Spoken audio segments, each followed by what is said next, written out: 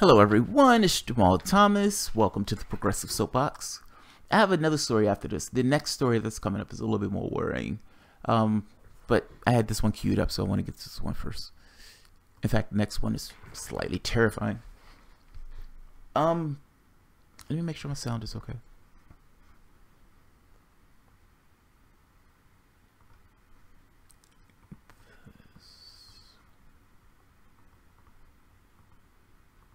Come on. There we go. Alright, that looks good. So, hello again. This is like the third or fourth video.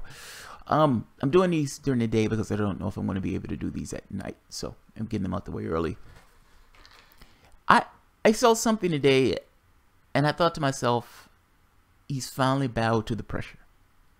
So, Donald Trump has issued sanctions against Russia for cyber attacking America. I don't know whether he realizes this or not, and I understand why he's doing this. One of the things, or I don't know, if you're not here, if you don't live here, there's a Russia hysteria going on. Russia is causing everything. Russia is causing people to be mad at the Democratic Party for cheating Bernie Sanders. They're causing people to be mad at cops for shooting blacks in the face and being able to walk. They're getting environmentalists pissed off because oil police have been killing been bashing Native Americans.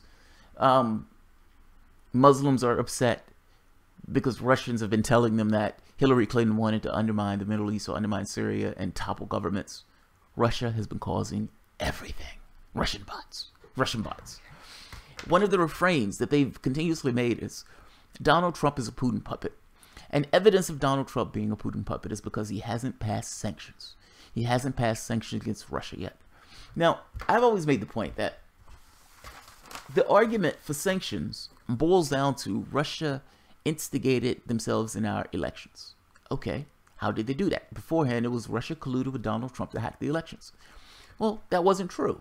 They have no evidence for that at all. It's more likely there was a leak, not a hack. Nevertheless, that's the story they went with. That's the story they ran with. Mueller comes out and he says there were Twitter and Facebook ads.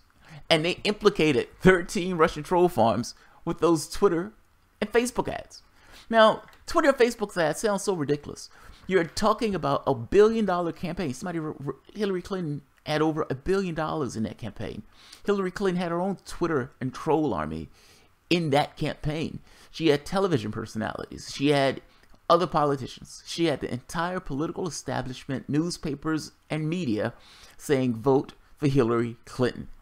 And they're saying that a bunch of Russian trolls with a few Facebook ads influence or topple the election.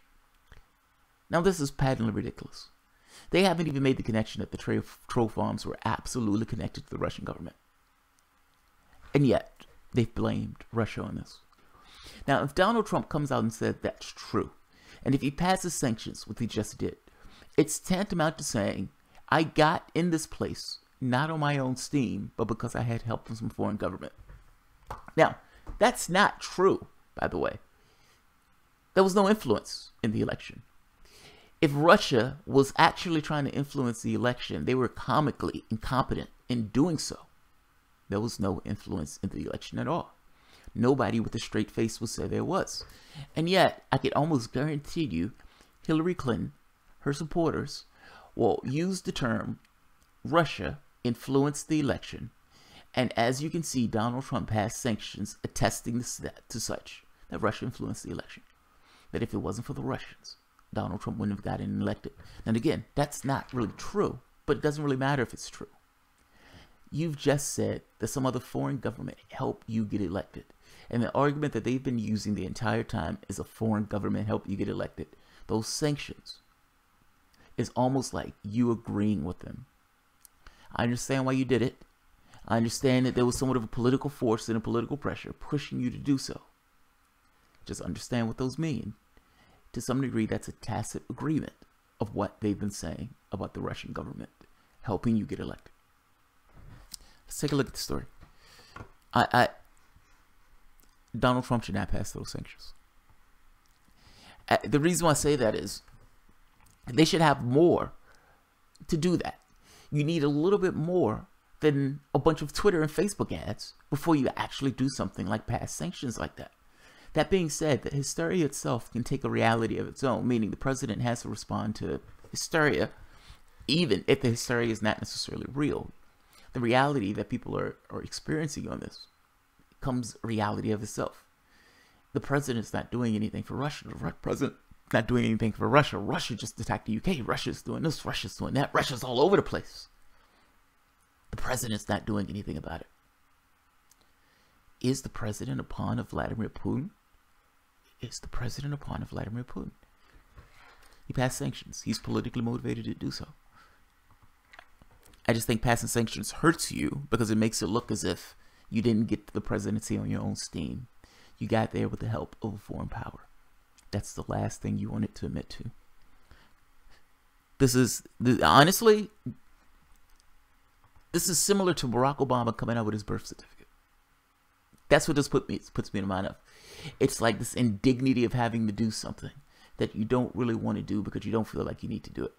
In this case, Donald Trump comes out with sanctions. They call me a Russian plant. They call me a Russian stooge. I finally had to get to the point of doing this. Let's take a look at it. This video is not going to be long. I just want to cover the case. Trump administration sanctions Russia for election meddling and cyber attacks. Does anybody know what election meddling even means? I don't know what that means. President Trump's administration imposed sanctions on a series of Russian organizations and individuals on Thursday in retaliation for interference in the 2016 presidential election and other malicious cyber attacks. It was the most significant action taken against Moscow since Mr. Trump took office. The sanctions came at the same time the Trump administration joined a collective statement with Britain, France, Germany on Thursday, denouncing Russia for its apparent role in nerve gas attacks on the former Russian spy and his daughter on British soil, calling it a clear violation of international law. That's amazing! The statement included no joint action or response. Isn't it amazing?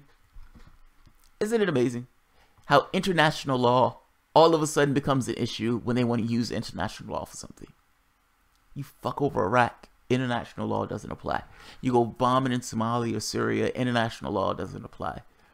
You believe Russia did something, international law definitely applies at that moment. Selective justice is not justice. Selective justice is used as a weapon of sorts, but selective justice is not justice. How on earth do we get away with all this stuff that breaks international law, and yet they're using the violation of international law? Do you know Britain also had hitmen? Like, Britain will also send people out with hit lists in order to kill other people. They've done so during the British-Irish War when they were having that back and forth. Britain also used people to go and kill certain people that they didn't necessarily like in Ireland. United States have a kill list where we literally would find people and we would murder those people that were on that list. Israel had a kill list. I just don't understand how international law only applies when you guys want international law to apply. When you do stuff, you get away with it easy, completely. Everyone turns a blind eye.